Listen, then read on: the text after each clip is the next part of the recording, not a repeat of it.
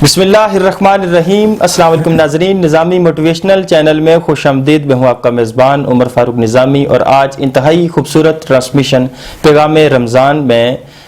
آپ کی خدمت میں حاضر ہیں۔ اور آج جس موضوع سخن پر ہم گفتگو کرنے جا رہے ہیں وہ موضوع سخن ہے تقوی۔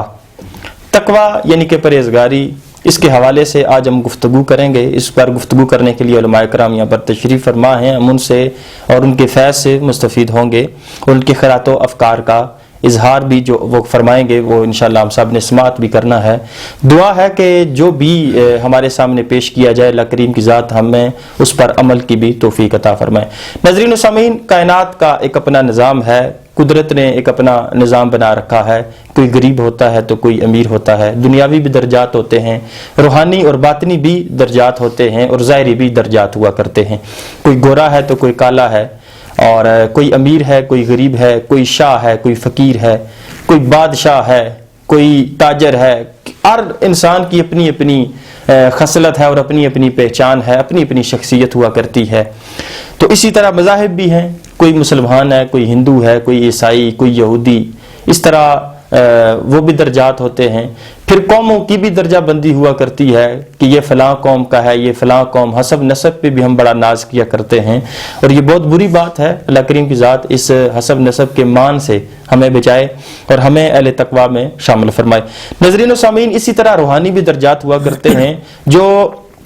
اللہ کے محبوب کی چوکھٹ پہ آ کر اپنا سر تسلیم خم کرتا ہے، اور سر تسلیم خم کرنے کے بعد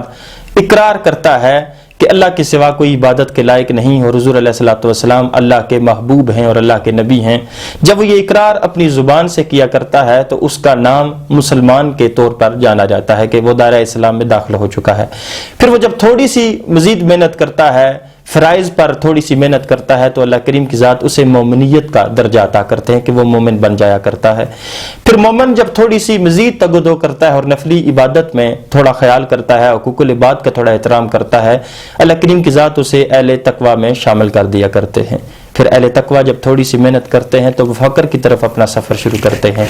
اور جب فقیر تھوڑی سی محنت کرتا ہے تو وہ تصوف کی طرف اپنے سفر کو جاری رکھتا ہے، اور تصوف کے عہدے پر جب فائز ہوتے ہیں تو پھر کتب، ابدال، غوث، مختلف مقامات، کبھی ولایت کے اس درجے پر اللہ کریم کی ذات پہنچا دیتی ہے کہ جہاں پر پیران پیر شیخ عبد القادر شاہ جیلانی الحسنی والحسینی رحمۃ اللہ تعالیٰ علیہ رضی اللہ تعالیٰ عنہ، آپ بڑے خوبصورت انداز میں یہ بات فرماتے ہیں کہ اللہ کریم کی ذات نے مجھے اتنا کچھ عطا کر رکھا تھا کہ ایک دن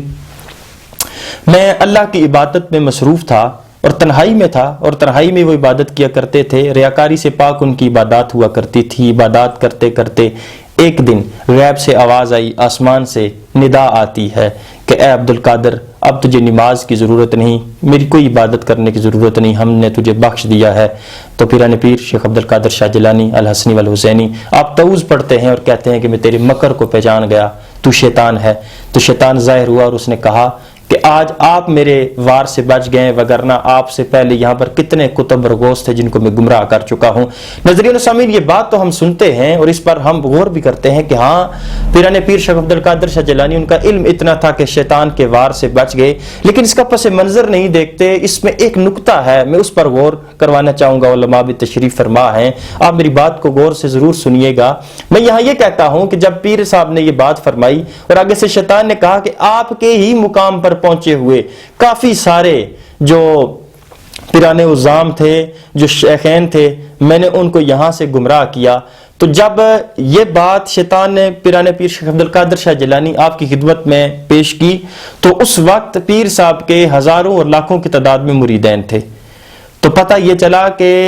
وہ یہ کہہ رہا ہے کہ آپ کے ہی مقام پر پہنچے ہوئے کئی لوگ ہیں جن کو میں گمراہ کر چکا ہوں۔ تو بتائیے، اگر پیر گمراہ ہوا تو کیا اس نے اپنے مریدین کو جا کے بتایا ہوگا کہ اللہ کی ذات نے مجھے گمراہ کر دیا ہے؟ تو پھر جو اس کا لڑ پکڑ کے بیٹھے ہیں پھر ان کا کیا بنے گا؟ یعنی بات اور نقطہ یہ سمجھ آتا ہے کہ جب آپ کسی شیخ کے ساتھ اپنے آپ کو منسلک کرتے ہیں تو پھر اپنے رابطے کو مضبوط رکھنے کے لیے آپ ان کی طرف سفر کرتے رہیں، ہر وقت ان کے ساتھ رابطے میں رہیں، ملاقات میں رہیں۔ جتنا ایک شیخ کا ضروری ہے اپنے مرید پر نظر رحمت رکھنا اور نظر رکھنا، اتنا ہی ضروری ہے مرید کامل کا اپنے شیخ پر بھی نظر رکھنا۔ جب دونوں ایک دوسرے پہ نظر رکھیں گے پھر دونوں کو ایک دوسرے کے اعمال کی سمجھ آئے گی کئی ایسا بھی ہوتا ہے آپ جس شیخ کا ہاتھ پکڑ کے بیٹھے ہیں، طریقت کی لڑی کو پکڑ کے بیٹھے ہیں، اس کے دامن سے وابستہ ہیں، لیکن اللہ کریم کی ذات اس کو اپنی رحمت سے دتکار دیتے ہیں، وہ ایسا عمل کر بیٹھتا ہے کہ اللہ کریم کی ذات اس سے ولایت کو واپس لے لیتے ہیں۔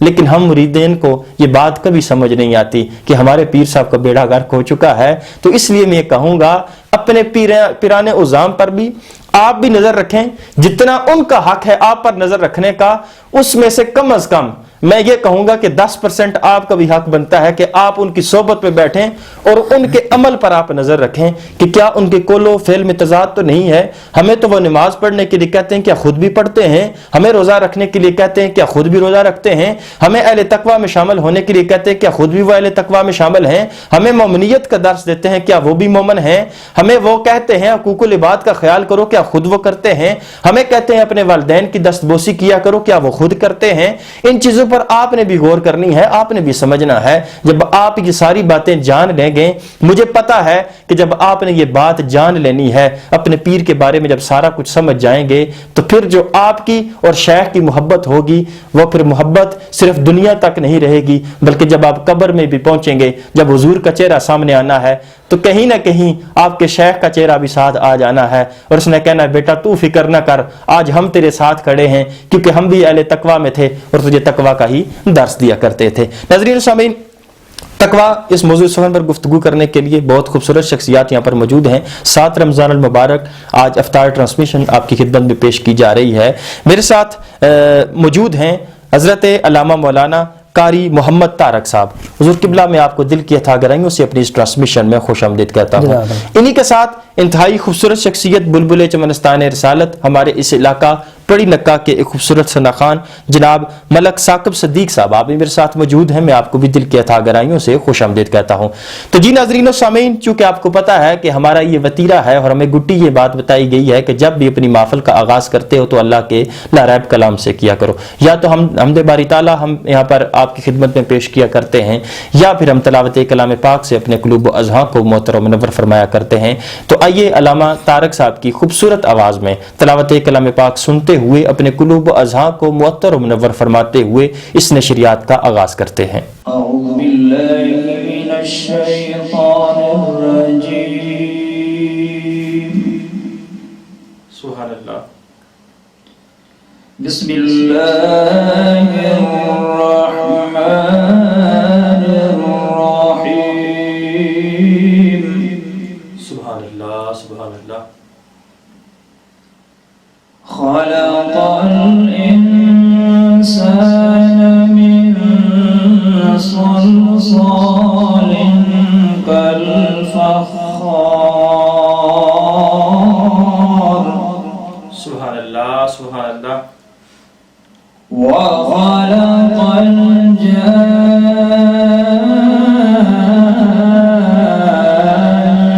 من مارج من نار، سبحان اللہ، سبحان اللہ۔ فبأي آلاء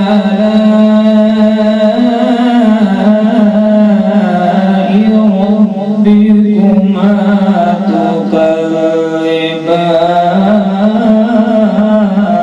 تكذبان،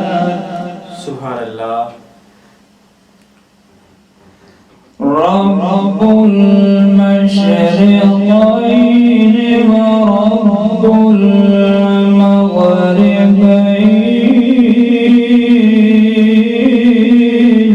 سبحان اللہ، سبحان اللہ۔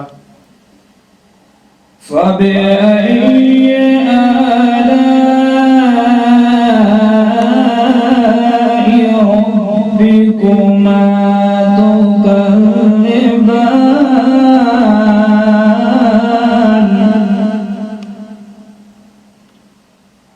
مرج البحرين يلتقيان بينهما برزخ لا يبغيان، سبحان اللہ، سبحان اللہ۔ فبأي آلاء ربكما تكذبان سبحان اللہ سبحان اللہ يخرج منهما اللؤلؤ والمرجان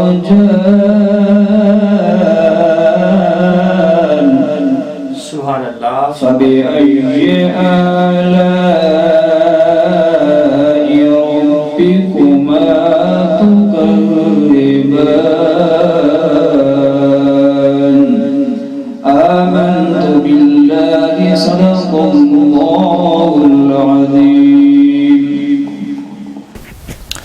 ماشاءاللہ سبحان اللہ، بڑی خوبصورت انداز میں علامہ قاری محمد طارق صاحب تلاوت کلام پاک سے ہمارے قلوب و اذہان کو معطر و منور فرماتے ہوئے اس نشریات کا آغاز فرما رہے تھے۔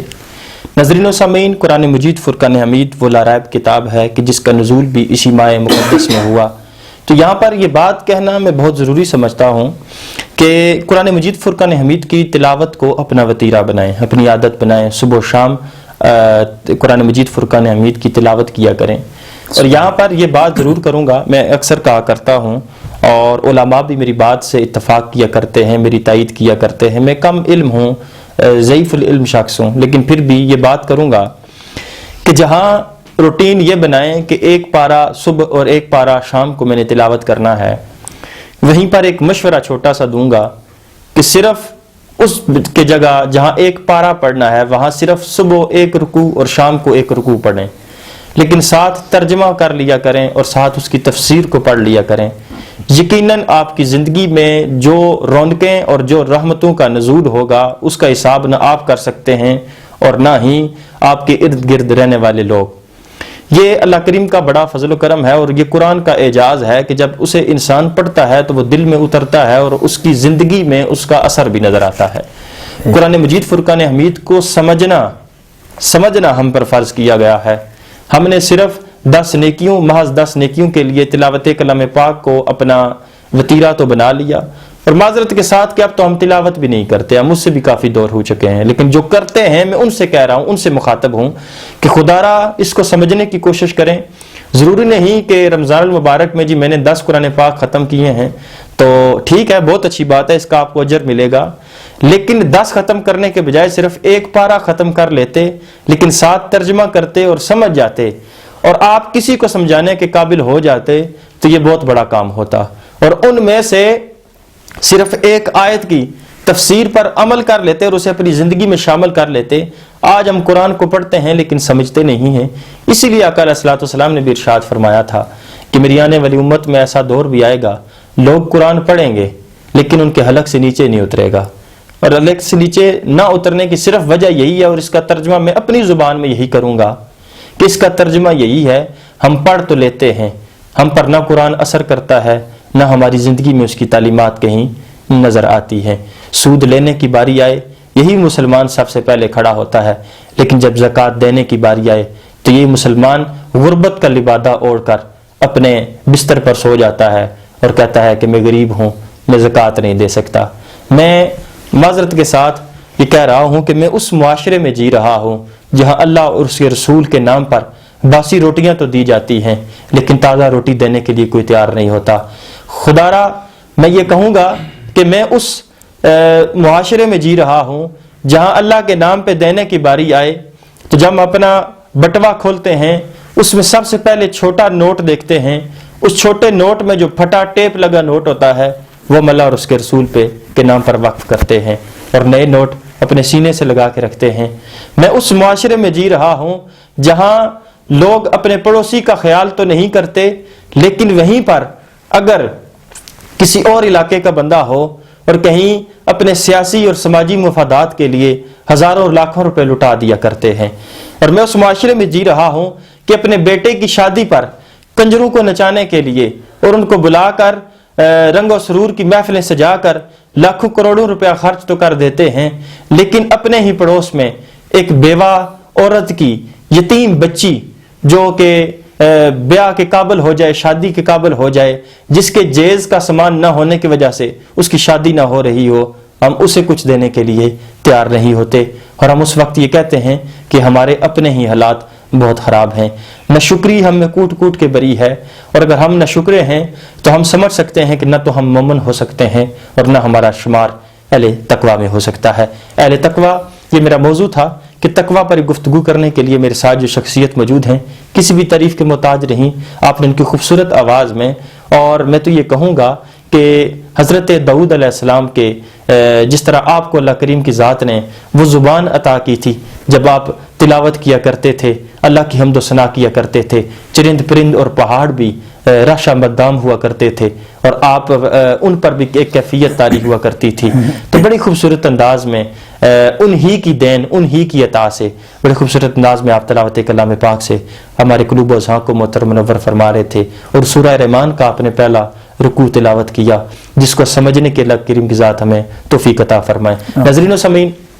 جب بھی تلاوت ہو کوشش کیا کریں ساتھ کہیں قرآن اٹھا کے بیٹھ جایا کریں، تھوڑی سی اس کے اوپر سے مٹی صاف کر لیں، شاید اس کے اوپر جو مٹی پڑی ہے وہ آپ صاف کریں تو آپ کے دل پہ جو میل پڑی ہے وہ رب بھی صاف کر دے۔ اسی طرح ہے کہ اب آپ اس کو کچھ دیں گے تو وہ آگے سے لوٹائے گا، کیونکہ وہ کہتا ہے تو میری طرف ایک قدم چل کے آ، میں تیرے دوڑ کے آؤں گا۔ اور رب کا دوڑنا بھی آپ سمجھ سکتے ہیں کہ کس طرح وہ دوڑ سکتا ہے، جب اس نے ایک فرشتے کو اتنی طاقت عطا کی ہے کہ چند لمحات میں وہ آسمان سے زمین اور زمین سے پھر آسمان پر جا سکتا ہے، تو پھر رب کی رفتار کا عالم کیا ہوگا۔ ناظرین و سامعین، اس پر گفتگو کریں گے کہ تقوی کا معنی کیا ہے۔ حضور اس پر اپنی خیالات و افکار کا اظہار فرمائیں کہ انسان کب متقی بنتا ہے، متقی کی ڈیفینیشن کیا ہے، ہم متقی کس کو کہہ سکتے ہیں، اور کس کو ہم پرہیزگار کی جو فہرست ہے اس میں شامل کر سکتے ہیں۔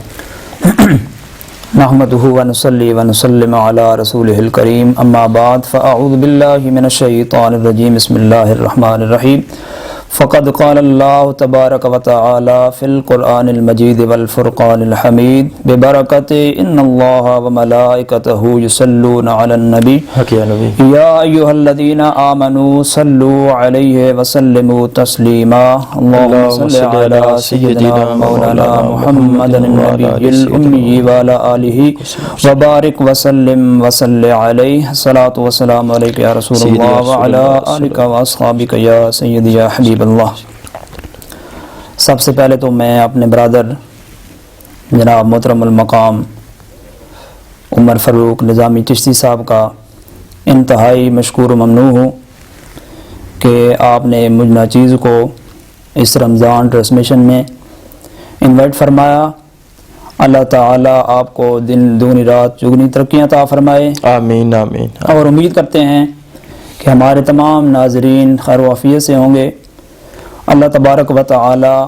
تمام امت مسلمہ کی خیر فرمائے، تمام امت مسلمہ پہ اپنا خصوصی فضل و کرم عطا فرمائے۔ اللہ تبارک و تعالی جل شانہ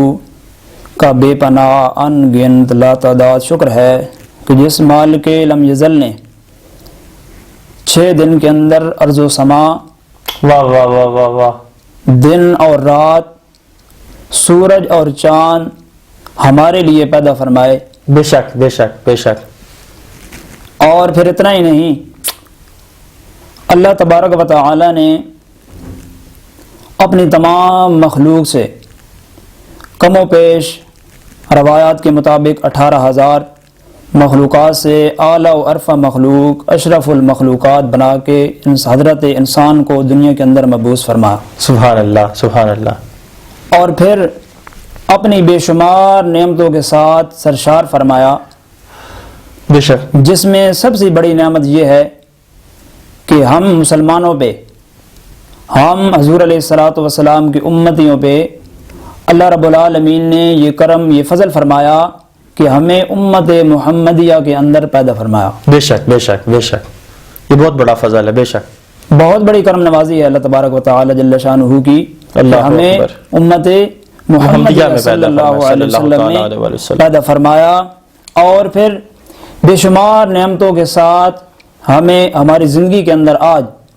رمضان المبارک کا جو ماہ مقدس ہمیں عطا فرمایا، یہ بھی یقین اللہ تبارک و تعالی کا بہت بڑا فضل، بہت بڑا کرم ہے۔ تو پھر حتیٰ کہ فرما دیا، قرآن کے اندر فرما دیا وَإِن تَعُدُّوا نِعْمَةَ اللَّهِ لَا تُحْصُوهَا إِنَّ اللَّهَ لَغَفُورٌ رَحِيمٌ، کہ تم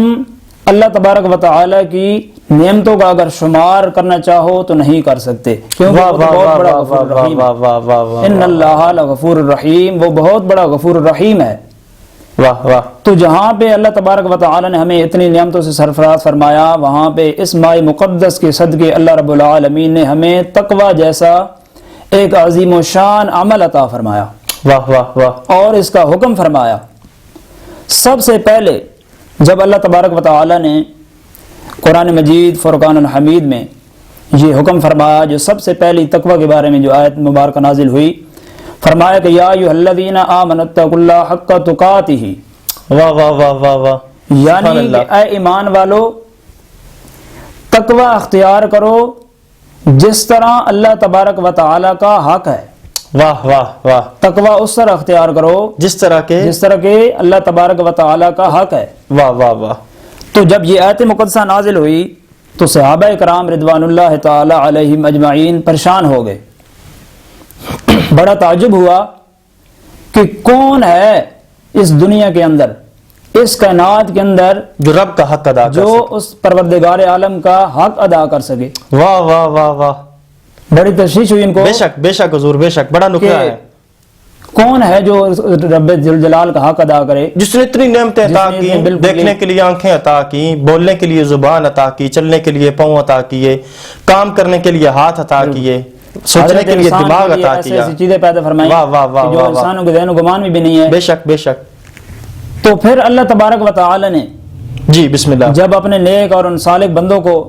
اس حالت میں پریشانی کے عالم میں واہ دیکھا واہ واہ واہ واہ واہ۔ تو یقیناً وہ ذات بڑی غفور الرحیم بے ہے، شک، 70 بے شک ماؤں سے حضرت، زیادہ بے پیار شک، کرنے بے والی شک۔ ہے۔ تو پھر ایک اور آیت مقدسہ نازل فرمائی، فرمایا کہ فاتقوا اللہ ما استطعتم واسمعوا، سبحان اللہ۔ یعنی فرمایا کہ تقوی وہ اختیار کرو جو جس کی تم استطاعت رکھتے ہو، جتنی تم یعنی استطاعت رکھتے ہو۔ جتنی تم استطاعت رکھتے ہو، تقوی وہ اختیار کر لو جتنی تم استطاعت رکھتے ہو۔ یعنی اگر اللہ تبارک و تعالیٰ کا تو حق بے شک کوئی ادا کر ہی نہیں سکتا، بے شک۔ تو پھر اتنا کرو کہ جتنی آپ کی استطاعت ہے اس کے مطابق آپ تقوی اختیار کرو۔ تو اسی طرح تقوی ہے کہ حضرت عمر فاروق رضی اللہ تعالیٰ عنہ نے حضرت کعب اخبار رضی اللہ تعالیٰ عنہ سے فرمایا، کیونکہ آپ بڑے قاری تھے قرآن کے عالم تھے، تو آپ سے فرمایا کہ اے کعب اخبار رضی اللہ تعالیٰ، آپ یہ بتائیں کہ تقوی کیا ہے۔ حضرت عمر فاروق رضی اللہ سوال تعالیٰ کرتے ہیں کہ تقوی کیا ہے؟ آپ بتائیں، آپ بڑے عالم ہیں، فاضل ہیں، تو آپ یہ بات بتائیں۔ تو انہوں نے فرمایا کہ اے حضرت عمر فاروق رضی اللہ تعالیٰ عنہ، کیا آپ کا کبھی کسی ایسی جگہ سے گزر ہوا جہاں پہ کانٹے دار جھاڑیاں ہوں، جہاں پہ آپ کو درندوں کا خوف ہو جس جنگل کے اندر، یا موذی جانوروں کا خوف ہو، وہاں سے گزر ہوا تو آپ وہاں سے کس طریقے سے گزرے؟ اللہ اللہ، وہاں سے کس طرح سے گزرے؟ کس طرح سے گزرے؟ درندے بھی ہیں، ہائے ہائے ہائے، کانٹے دار جھاڑیاں بھی ہیں، آپ کے دل میں خوف ہے، رستہ بھی کہیں مجھے مشکل راستہ دشواری ہے، کہیں مجھے جو جنگلی درندے ہیں وہ نقصان نہ پہنچائے، یا کانٹے دار جو جھاڑیاں ہیں ان سے میرے کپڑوں کو کوئی ایسے کپڑے نہ پھٹ جائیں۔ تو حضرت عمر فاروق رضی اللہ تعالیٰ نے فرمایا کہ اے کعب اخبار رضی اللہ تعالیٰ، وہاں سے جب بھی میں گزرا نا ایسے مقام سے، تو میں نے اپنے کپڑوں کو سمیٹ لیا جی، اور اپنے قدم جو ہے وہ نرمی کے ساتھ چاپ چاپ کے قدموں کو خاموشی کے ساتھ وہاں سے گزرا، تاکہ میری قدموں کی آواز سن کے کوئی درندے جو ہے وہ مجھے نقصان نہ پہنچائیں، اور کپڑوں کو اس لیے سمیٹ لیا تاکہ کسی کانٹے دار جھاڑی کے ساتھ میرے کپڑے پھٹ نہ جائیں۔ جی، تو آپ نے فرمایا کہ آپ دیکھ لیں کہ آپ کو اتنا خوف ہوا، دل میں خوف ہوا کہ کہیں جنگلی درندے مجھے نقصان نہ پہنچائیں، وہیں میرے کپڑے نہ پھٹ جائیں کانٹے دار جھاڑیوں سے، تو یہی تقوی ہے۔ واہ واہ واہ واہ، فرمایا کہ یہی تقوی ہے کہ دل کے اندر خوف ہونا چاہیے، اللہ تبارک و تعالی جل شانہ کا خوف ہونا چاہیے کہ جن کاموں سے اللہ رب العالمین نے ہمیں منع فرمایا واہ واہ واہ، ہمیں ان سے رک جانا چاہیے، اور جن کاموں کا کرنے کا حکم ارشاد فرمایا ان کو بجا لانا چاہیے۔ بے شک بے تو شک، اسی طرح صحابہ کرام کا آپ تقوی دیکھ لیں، اگر کسی صحابہ کی نماز رہ جاتی ایک نماز تکبیر اولیٰ کے ساتھ قضا ہو جاتی تو وہ اتنی گریہ ازاری کرتے کہ اللہ تبارک و تعالی ایک نماز کے بدلے تکبیر اولیٰ کے بدلے 70 نمازوں کا ثواب عطا فرما رہے ہیں۔ سبحان اللہ سبحان اللہ۔ حضرت یہاں پر ایک بات خوبصورت عرض کرنا ضروری سمجھوں گا کہ ایک صحابی تھے اور آپ کی فجر کی نماز رہ گئی، وہ رات کو جب سوئے تو پھر نیند کا غلبہ تھا، صبح نہ اٹھ سکے، تو جب نماز قضا ہوئی تو اتنے روئے کہ اللہ کریم کی ذات نے ان کو اس پر اتنا اجر عطا کیا کہ دوسرے دن جب صبح ہوئی تو ایک شخص پاس آ کے کھڑا ہوا، پتہ نہیں وہ انسان تھا کیا تھا، کس روپ میں تھا، آ کے اس نے کھڑا کیا کہ اٹھیں نماز کا وقت ہو چکا ہے۔ تو آپ نے فرمایا کہ تو کون ہے؟ تو اس نے کہا میں شیطان ہوں۔ تو آپ نے فرمایا کہ تیرا تو کام نماز سے روکنے کا ہے، لیکن تو مجھے اٹھانے کے لیے کیوں آیا ہے؟ کہا جب تیری کل نماز رہ گئی تھی نا، تجھے کل تو میں نے سلائے رکھا، لیکن کل تو رویا اتنا کہ اللہ کریم کی ذات نے اس نماز سے بھی ہزاروں گنا زیادہ تجھے اجر عطا کیا ہے۔ تو میں یہ کہہ رہا تھا کہ آج تجھے پہلے جگا دوں کہ نماز کا تو چلو ثواب مجھے ہضم ہو جائے گا، لیکن اس پر جو اجر رب کی ذات رونے پہ تجھے عطا کرے گی، میں اس سے تجھے محروم کرنا چاہتا تھا، اس لیے تجھے آ کے جگا رہا ہوں کہ اٹھو پہلے نماز پڑھ لو۔ بالکل ایسا یہ حضرت معاویہ رضی اللہ تعالیٰ جی بسم اللہ۔ تو وہ ایک دن نماز فجر جو ہے وہ ان کی قضا ہو گئی، تو وہ جب اٹھے تو اتنا گریہ ازاری کی، اتنا روئے اللہ کی برگاہ میں، اتنا روئے کہ اللہ تبارک و تعالی نے ان کو 70 نمازوں کا ثواب عطا فرما دیا۔ سبحان اللہ۔ جب حضور علیہ الصلوۃ والسلام کی برگاہ میں گئے نا تو فرمایا کہ اے حضرت معاویہ رضی اللہ تعالی، آپ کی جو نماز قضا ہوئی ہے آپ نے اس پہ اتنے گریہ ازاری، اتنا روئے ہیں کہ اللہ رب العالمین نے آپ کو 70 نمازوں کا ثواب عطا فرما دیا۔ اور پھر دوسرے دن جب وہ سو رہے ہیں تو شیطان نے آ کے ان کو جگا دیا۔ پہلے دن شیطان نے نہیں اٹھنے دیا، دوسرے دن شیطان نے ان کو جگا دیا آگے کہ آپ اٹھ جائیں، نماز کا وقت ہو گیا۔ تو آپ نے پوچھا کہ تو کون ہے؟ تو شیطان لعین کرنے لگا کہ میں شیطان ہوں۔ تو پھر حضرت معاویہ رضی اللہ تعالیٰ نے فرمایا کہ شیطان تو روکتا ہے، ہاں یہ روکتا ہے، واہ، تو پھر آپ تم کیوں مجھے جگا رہے ہو نماز کے لیے؟ تو شیطان نے کہا کہ جو آپ نے کل جو آپ کی فجر کی نماز قضا ہوئی ہے تو آپ نے اتنی گریہ ازاری کی کہ اللہ تبارک و تعالی نے آپ کو اتنا ثواب عطا فرمایا، تو میں نہیں چاہتا کہ آج بھی آپ کو اتنا ثواب ملے۔ اللہ۔ تو لہٰذا شیطان جو ہے نا، شیطان کیونکہ شیطان تو شروع سے ہی اللہ تبارک و تعالی نے حضرت انسان کو جو دنیا کے اندر مبعوث فرمایا تو اس کا مطلب یہی اللہ تبارک و تعالیٰ کا مقصد یہی ہے کہ تقوی، تاکہ حضرت انسان کو تقوی ملے، تقوی نصیب ہو۔ تو شیطان جو ہے وہ تو ضرور انسان کو جو ہے ورگلاتا ہے، تو اللہ تبارک و تعالیٰ بس ہمیں شیطان لعین سے بچائے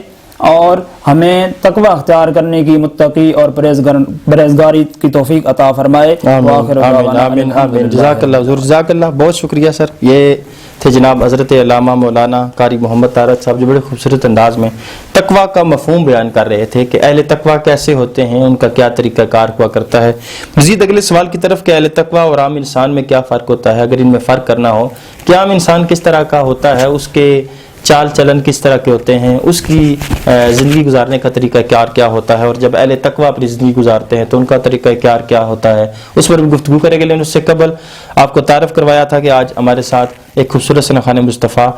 جناب ملک ثاقب صدیق صاحب موجود ہیں، تو آئیے ان کی طرف چلتے ہیں اور ان کی خوبصورت آواز میں نعت رسول مقبول سنتے ہیں۔ صلی اللہ علیہ کا یا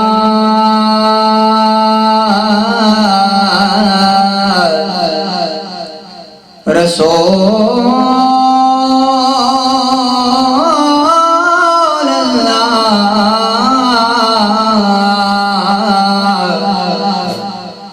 وسلم علیہ کا یا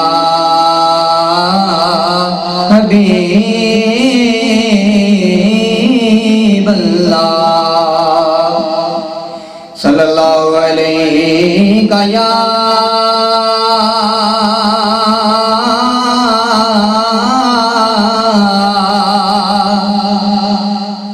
رسول اللہ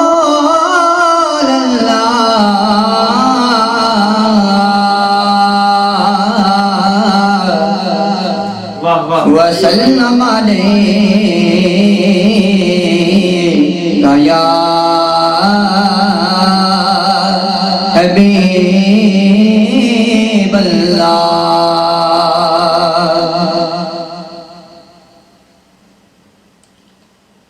ایک میں ہی نہیں پر قربان زمانہ ہے ایک میں ہی نہیں ان پر قربان زمانہ ہے جو رب دو عالم کا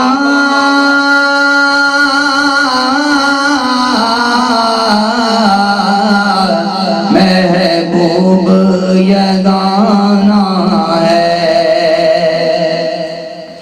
کل پل سے ہمیں جس نے خود پار لگانا ہے کل پل سے ہمیں جس نے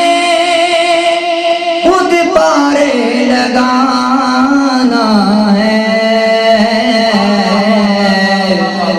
زہرا کا بابا ہے حسنین کا نانا ہے جو رب دو عالم کا محبوب یگانہ ہے بہت خوب بہت خوب بہت خوب آؤ چلیں درزارہ پہ پھیلائے ہوئے دامن آؤ چلیں درزارہ پہ پھیلائے ہوئے دامن ہے نسل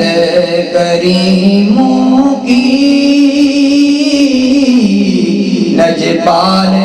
گرانا ہے جو رب دو عالم کا محبوب گرانا ہے یہ کہہ کے ڈرے حق سے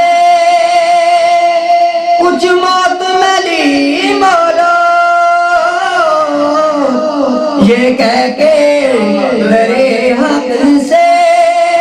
کچھ موت ملی مولا میلاد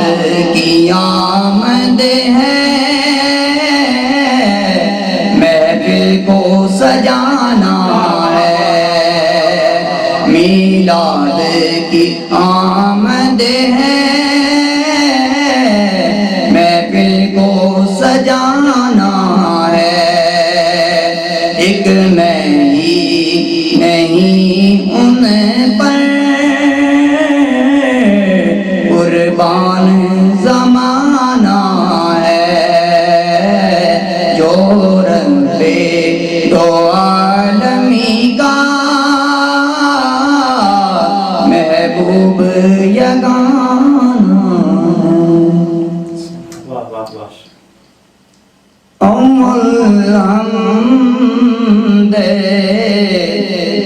ثنا الہی تے جو مالکی ہے ہر دا تے اس دا نام جتارن والا وہ کسی میدان نہر دا اس دا نام جتارن والا وہ کسی میدان نہر دا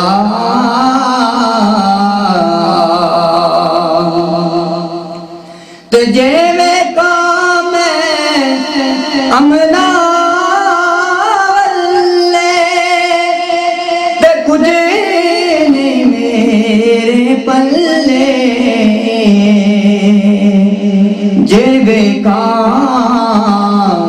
تیری رحمت والے والے والے والے جے بیکار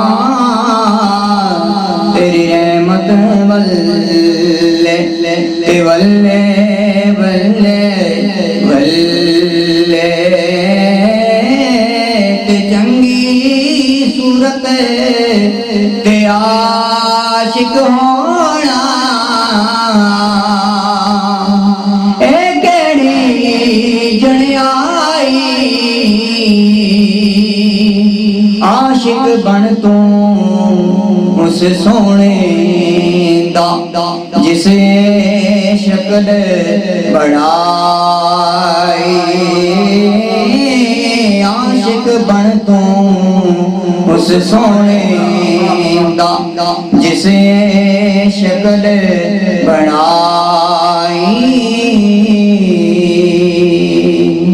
تے میں انا تے دل بن رہتا تے دیوے کون سنبھالا تکے وانی بوتے تے تو ات پکڑنے والا تکے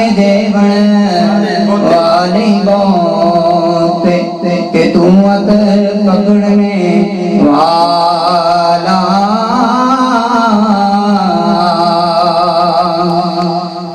تے بیلی بیلی ہر کوئی آکے تے میری آنکھاں بیلی اس ویلے دا کوئی نہ بیلی جدو نکلے جانے اکیلی اس ویلے دا کوئی نہ بیلی جدو نکلے جانے اکیلی دلے او یار حوالے رب دے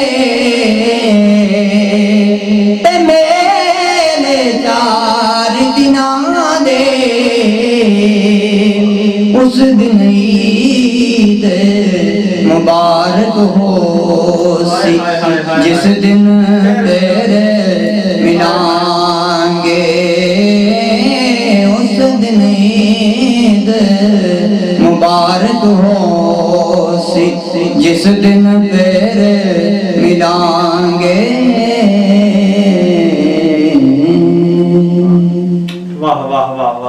ہوگا۔ اور میں یہ کہا کرتا ہوں اکثر کہ آپ اگر اپنا محاسبہ کرنا چاہتے ہیں، یہ تو تھا کہ آپ دوسروں کا کس طرح محاسبہ کر سکتے ہیں کہ دوسرے کو اگر کسی کو پہچاننا ہو کہ والے تقویٰ میں سے ہے یا نہیں، کیونکہ دوسری کی طرف ہماری انگلی ذرا جلدی اٹھتی ہے، تو یہ سوال بھی میں نے جلدی پیش کر دیا، وگرنہ اپنے محاسبے کی بات آئے تو ہم کس طرح پہچان سکتے ہیں کہ ہم ایمان کے کس لیول پر موجود ہیں؟ آیا کہ میں ایک عام مسلمان ہوں، آیا کہ میں مومن ہوں، آیا کہ میں متقی ہوں، میں صوفی ہوں، میں پرہیزگار ہوں، میں کون ہوں؟ اگر میں اپنی احتساب کرنا چاہوں، اپنی ہی عدالت میں، اپنے ہی عدالت کے کٹہرے میں خود کو پیش کرنا چاہوں تو میں کس طرح جان سکتا ہوں؟ میں حضرت یہ کسی کی لکھی ہوئی بات نہیں، میں خود کوئی تھوڑی سی لکھنے کی کوشش کر رہا ہوں۔ میری ایک کتاب ہے، انشاءاللہ 1-2 ماہ تک منظر عام پہ آئے گی، وہ ہے تصوف کے حوالے سے میں تحریر کر رہا ہوں، گفت نایاب میری بک کا نام ہے۔ تو اس میں میں نے ایک باب تحریر کیا تھا کہ اگر انسان نے خود اپنا محاسبہ کرنا ہو کہ وہ اہل تقویٰ میں سے ہے یا نہیں، وہ مومن ہے یا نہیں، تو پھر ایک چھوٹی سی مثال ہے کہ جب بھی اگر وہ نماز شروع کرتا ہے، وہ ایک نمازی ہے، تو نمازی کس طرح اپنے آپ کو پہچان سکتا ہے کہ میری نمازیں قبول ہو رہی ہیں یا نہیں؟ اگر نمازیں قبول ہو رہی ہیں تو وہ متقی ہے، اور اگر نہیں ہو رہی، اس کے منہ پہ دوبارہ ماری جا رہی ہیں، تو پھر عام مسلمان ہو سکتا ہے، متقی نہیں ہو سکتا۔ تو نماز کی قبولیت کا اگر اندازہ لگانا ہو تو وہ کیسے لگا سکتے ہیں؟ حالانکہ آقا علیہ الصلوۃ والسلام تو بڑے سادہ الفاظ میں یہ بات ہمیں فرما گئے تھے کہ جب تم ایک نماز پڑھ چکو اور دوسری کی طلب تمہارے دل میں ہو تو سمجھو پہلی قبول ہو چکی ہے۔ لیکن یہاں پر یہ بات ایک چھوٹی سی مثال ہے کہ میں کس طرح سمجھانا چاہ رہا ہوں، پتہ نہیں میں سمجھا سکوں گا یا نہیں، لیکن بات عرض کر رہا ہوں کہ جب بھی صبح کے وقت آپ سوئے ہوں اور فجر کی نماز کا وقت قریب آئے اور جب آپ اٹھنے لگے نماز کے لیے، آپ نماز کے لیے اٹھنے لگے اور شیطان اس وقت آپ کو دوبارہ آؤ کہ سو جا، اب اٹھنے کی ضرورت نہیں، اس وقت اگر آپ کا ضمیر آپ کو یہ آواز دیتا ہے کہ اللہ کا خوف کر، اللہ کا خوف کر، رسول کے حکم کو مان اور مسجد میں پہنچ، تو پھر سمجھ لو آپ اہل تقویٰ میں سے ہو۔ اور اگر دل یہ کہے کہ اگر تو مسجد میں نہ گیا تو لوگ کیا کہیں گے، اگر تو مسجد میں نہ گیا تو تیری بیوی تجھے ڈانٹے گی، اگر تو مسجد میں نہ گیا تو تیرا باپ تیرا کان کھینچے گا، اگر تو مسجد میں نہ گیا تو تیرا بھائی تجھے ڈانٹے گا، اگر ضمیر اندر سے یہ جواب دیتا ہے تو سمجھ لو کہ تمہاری نماز نہیں، فقط تمہاری ٹکریں ہیں جو تم جا کے مار رہے ہو، باقی سجدہ نہیں ہے، دکھاوا اور ریاکاری نہیں ہے۔ بالکل بس یہاں پر یہ ڈیفینیشن ہے ذرا چھوٹی سی میں نے کی تھی اپنے طور پہ کہ اگر شاید کسی کو یہ بات سمجھ آ جائے اور کوئی سمجھنا چاہے، پہلے تو اللہ کریم کی ذات مجھے سمجھ عطا فرمائے، کیونکہ میں بھی اسی ریلے کے ساتھ چل رہا ہوں، میرا جو بیڑا ہے وہ بھی ڈگمگا رہا ہے، کیونکہ مجھے بھی سمجھ نہیں آ رہی کہ میں کس طرف جا رہا ہوں۔ اللہ کریم کی ذات مجھے بھی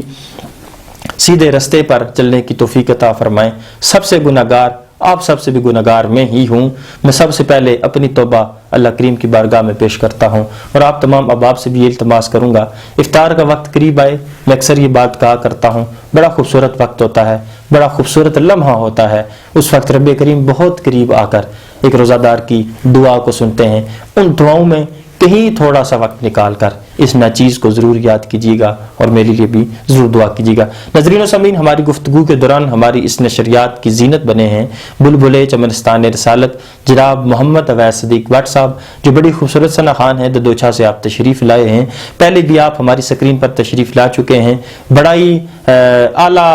انداز ہے آپ کا پڑھنے کا، انشاءاللہ وہ بھی سنیں گے۔ ثاقب بھائی نے 4 چاند لگائے تھے، ابھی انشاءاللہ یہ جب اپنے خوبصورت اور معیاری انداز میں کلام پیش فرمائیں گے تو انشاءاللہ آپ ضرور محظوظ ہوں گے۔ حضور میں آپ کی طرف آتا ہوں، وقت بہت مختصر کیونکہ افطار کا وقت بھی قریب ہے، اور ناظرین و سامعین آج ہمیں تقویٰ کے حوالے سے سماعت فرما رہے ہیں، تو ناظرین و سامعین کو رمضان المبارک کے حوالہ سے آپ کیا میسج دینا چاہیں گے؟ دیکھیں، رمضان المبارک جو مہینہ ہے نا، یہ بیسیکل یہ آئے ہی تقوی کے لیے ہے۔ اللہ اللہ اللہ اللہ، بیسیکل یعنی کہ یہ موضوع سخن بالکل رمضان المبارک کے ساتھ، جی بسم اللہ، بالکل ایسا ہی ہے، کیونکہ اللہ تبارک و تعالی نے جو ہمیں رمضان المبارک کا مہینہ عطا فرمایا، اب دیکھیں جتنی اس مہینے کی فضیلت ہے اتنی اور کسی مہینے کی فضیلت نہیں ہے۔ بے شک اب حضور پاک صلی اللہ علیہ وسلم کی حدیث بھی ہے کہ جو رجب کا مہینہ ہے وہ اللہ کا مہینہ ہے، اور شعبان میرا مہینہ ہے، اور رمضان المبارک جو ہے وہ میری امت کا مہینہ ہے۔ واہ واہ تو امت کا مہینہ کس طرح ہے؟ اسی طرح ہے کہ جو اللہ تبارک و تعالی نے ہم پہ یہ کرم نوازی ہے، یہ فضل و کرم فرمایا، ہم اللہ تبارک و تعالی نے اپنی رحمتوں کا، اپنی برکتوں کا نزول فرمایا، ہم ان کو بھرپور طریقے سے سمیٹ لیں، نیکیوں کا معیار بھی بڑھا دیا گیا، نیکیوں کا معیار بھی بالکل۔ واہ، اس مہینے میں جو نوافل ہیں، نوافل وہ فرائض کا درجہ رکھتے ہیں، اور جو فرائض ہیں ان کو 70 فرائض کا درجہ دیا جاتا ہے۔ واہ واہ واہ واہ، اور یہ کتنی بڑی بات ہے۔ بے شک بے شک۔ اور پھر روزہ، جب بندہ روزہ رکھتا ہے تو کل جمعے بھی میں نے عرض کیا تھا کہ حضرت موسیٰ علیہ السلام جب اللہ تبارک و تعالی سے ہم کلام ہوئے کوہ طور پہ، تو اللہ رب العالمین سے عرض کرنے لگے، اے اللہ کیا کوئی اتنا بھی آپ کے قریب ہے، تیری ذات کے قریب ہے کہ جتنا میں آپ سے قریب ہوں، میں کوہ طور پہ آتا ہوں اور آپ کی ذات کے ساتھ ہم کلام ہوتا ہوں، کیا اس سے بھی زیادہ کوئی قریب ہے؟ تو اللہ رب العالمین نے فرمایا، ہاں اے موسیٰ، ایک آخری امت ہوگی، میرے نبی آخر الزمان خاتم النبیین صلی اللہ علیہ وسلم، ان کی امت ہوگی آخری، تو ان کو میں ایک ایسا مہینہ عطا فرماؤں گا، رمضان المبارک کا جو مہینہ ہوگا، اس مہینے کے اندر جب میرے محبوب صلی اللہ علیہ وسلم کا امتی روزہ رکھے گا، میری رضا کے لیے، میری خوشنودی حاصل کرنے کے لیے روزہ رکھے گا،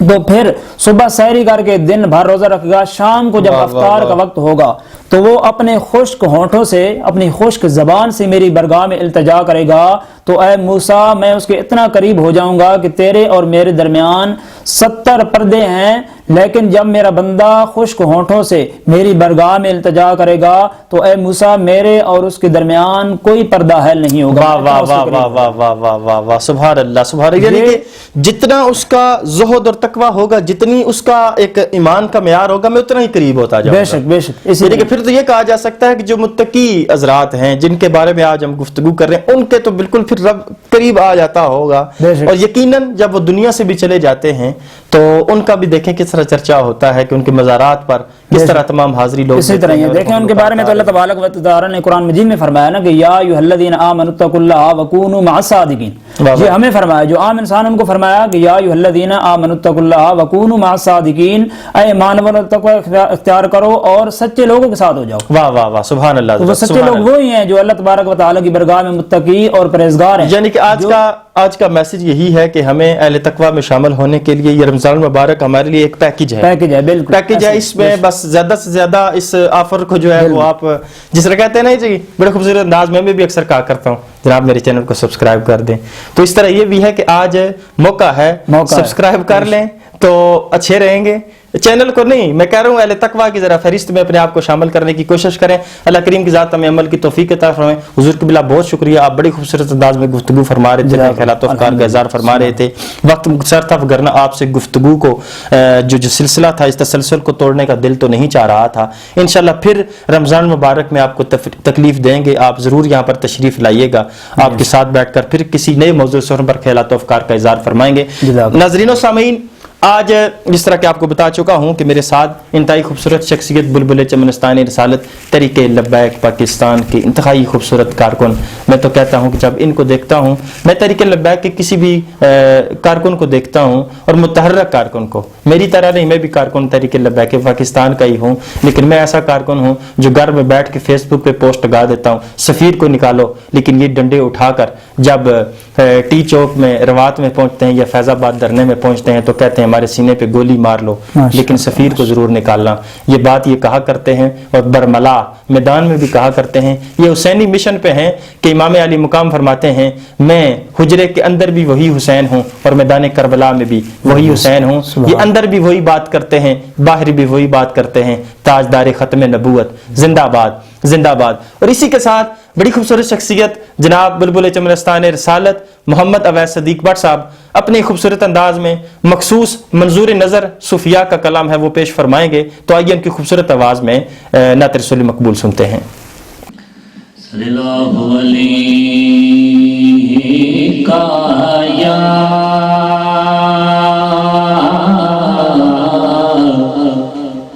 یا رسول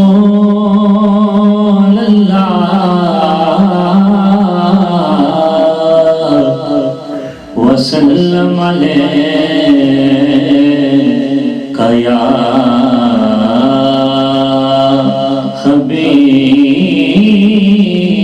حبیب اللہ. خوشبو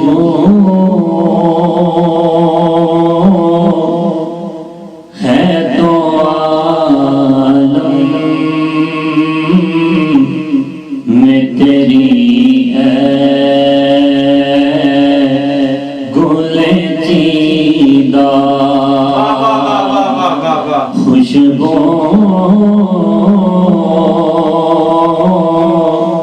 ہے تو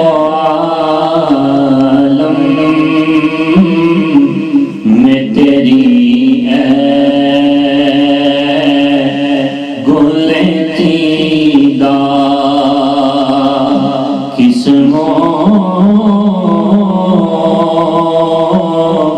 سے بیاں ہو تیرے اوصاف خمیدہ قسموں سے بیاں ہو تیرے اوصاف خمیدہ. سیرت ہے تیری جو ہے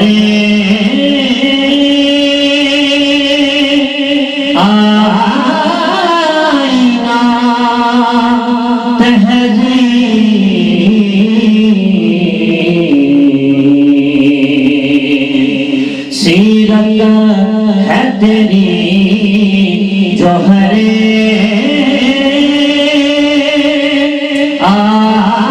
آئینہ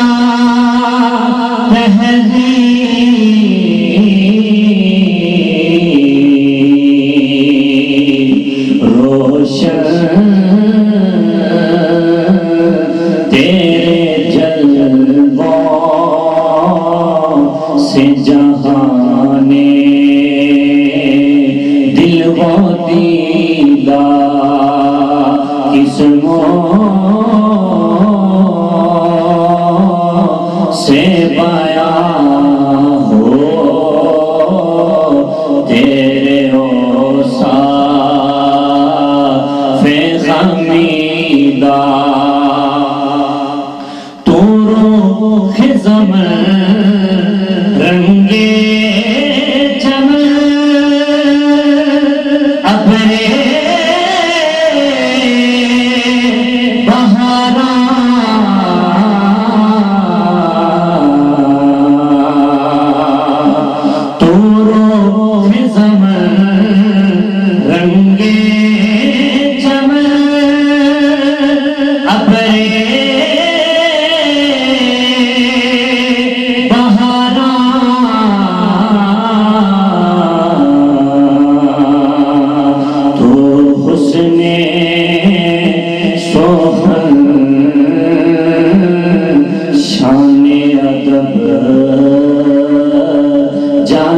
قصیدہ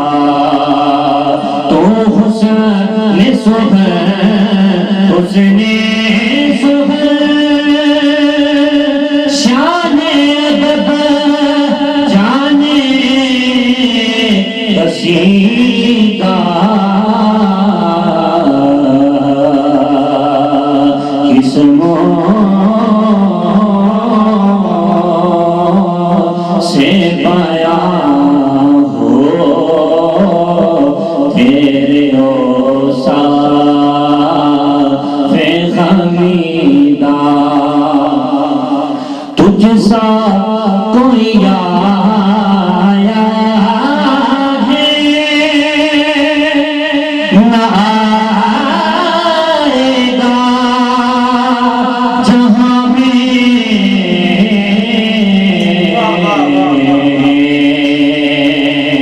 تجھ سا کوئی آیا ہے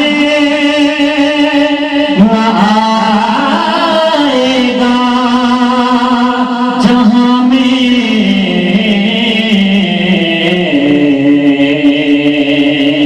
یہ تاج ہے گواہی یہی عالم کا جریدہ دیتا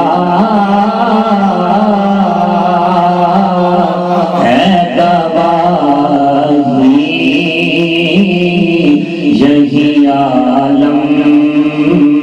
کا جریدہ نظر تیری تقلید میں عالم کی بلائی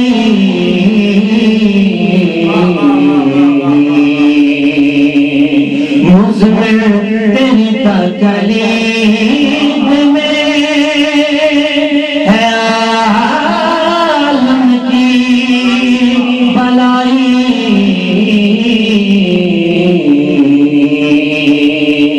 میرا یہی ایمان میرا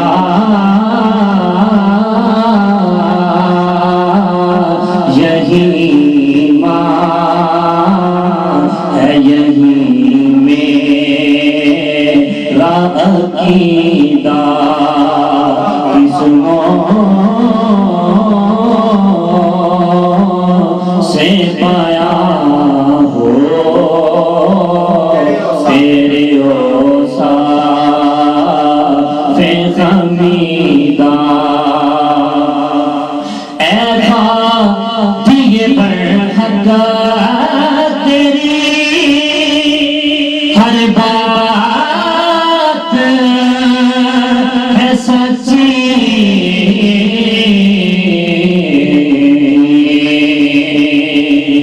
اے بھائی برحق تیری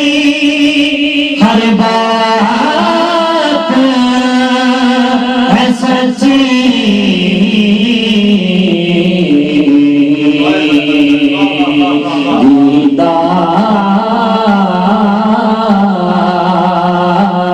سے بھی بڑھ کر ہے تیرے لب سے شنیدہ دیدار سے بھی بڑھ کر ہے تیرے لب سے شنیدہ اور حیرا تو مجھے اپنی محبت کی عطا کر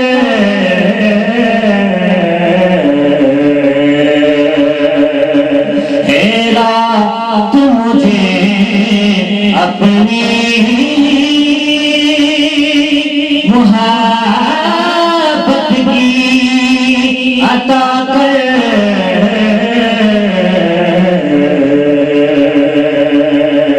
آیا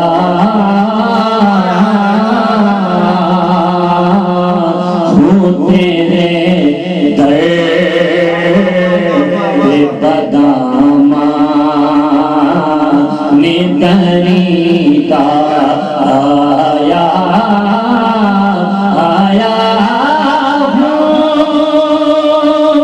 یا رسول اللہ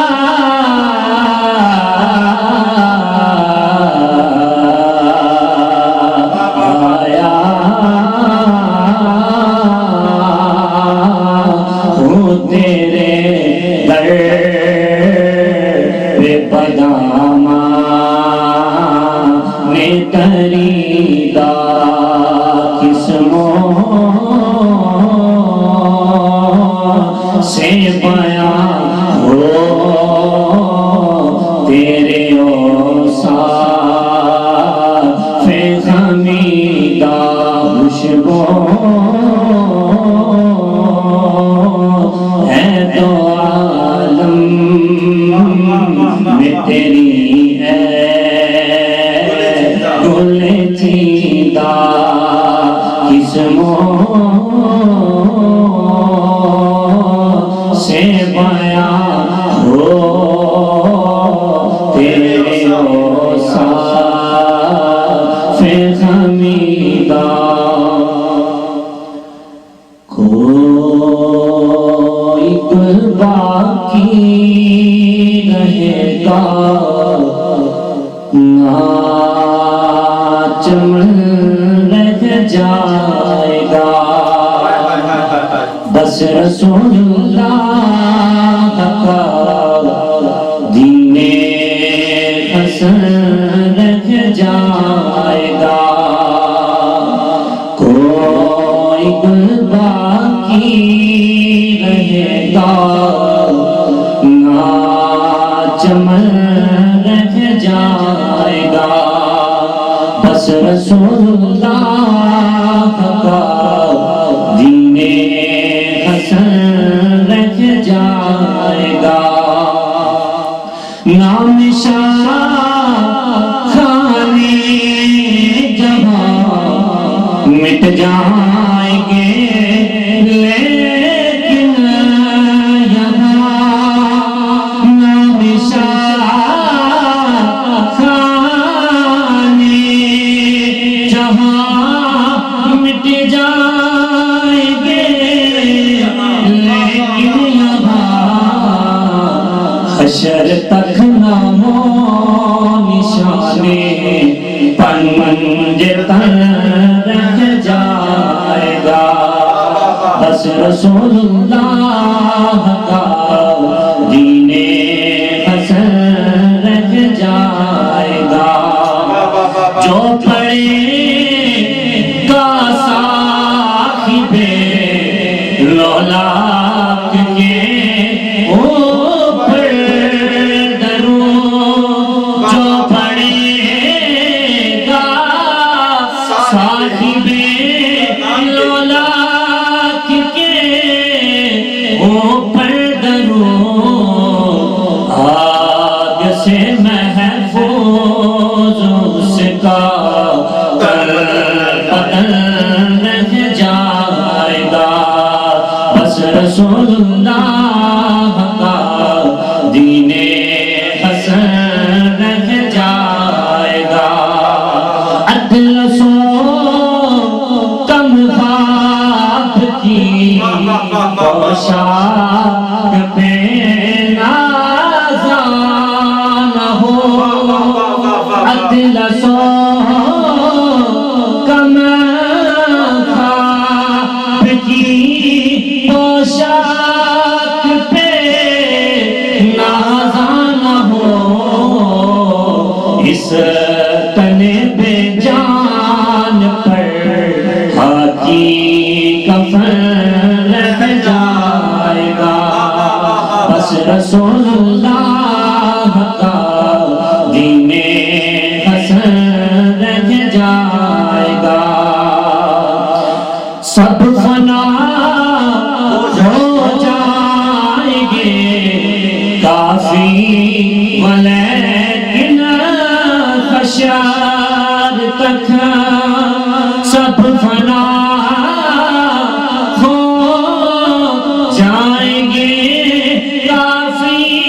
ولیکن خشر تک نعت حضرت کا زبانوں پر سخن رہ جائے گا بس رسول اللہ کا دین حسن رہ جائے گا کوئی گل باقی رہے گا نہ چمن رہ جائے گا بس رسول اللہ کا دین حسن رہ جائے گا ماشاءاللہ سبحان اللہ جی، بڑے خوبصورت انداز میں جناب محمد اویس بٹ صاحب اپنے اعلیٰ انداز میں نعت رسول مقبول پیش فرما رہے تھے. اس کے بعد بڑا ہی عرفانہ کلام بڑا ہی عمدہ انداز میں پیش فرمایا. تو ناظرین و سامعین، آج ہماری اس ٹرانسمیشن کا وقت ختم ہوا. انشاءاللہ کل نئے مہمان گرامی کے ساتھ پھر آپ کی خدمت میں حاضر ہوں گے. اس وقت تک کے لیے اپنے میزبان عمر فاروق نظامی کو اجازت دیجیے. اللہ حافظ.